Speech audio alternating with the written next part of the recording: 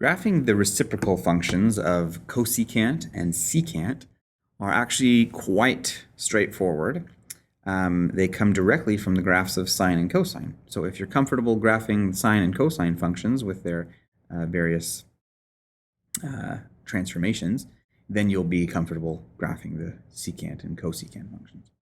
So what I'm going to do is show you this example here, because I think it's the best way of knowing how to graph these is to just start with an example. We're going to graph y equals 2 secant of x over 2 plus 2 minus 1.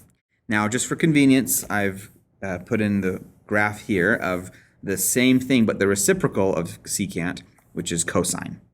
All right, so cosine and secant are reciprocal. So you should be comfortable at this point graphing this function, 2 cosine of x over 2 plus 2 minus 1. You'll know the midline moved down to -1. We have an amplitude of 2, and our period here is 4 pi. And we have a little shift. Now, all you need to do to graph this function using the reciprocal function of cosine, you start with this. We're going to use the midline, so just going to kind of sketch the midline here. And wherever this cosine function touches the midline, we're going to have an asymptote, a vertical asymptote. So right here it touches, so we're going to have a vertical asymptote right there. And comes all the way down. And right here we're going to have one. And right here we're going to have one. So you just go through all those places where your sinusoid, either sine or cosine, touches the midline.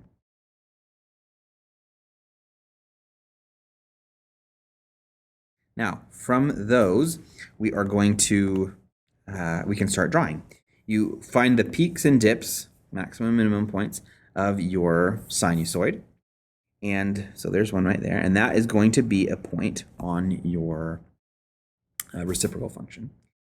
And then you just change directions. So instead of looping up like this, we're going to loop downward, and we follow the asymptotes. It's going to come down and just follow the asymptotes. Same thing up here. We have a peak point. We have that point, and then we now open up towards the asymptote. And you do that for each of those points that you have. That was kind of slow. And that's all there is to it. There's nothing special, nothing extra special that needs to be done. So you just find those asymptotes, and then the peaks and the dips,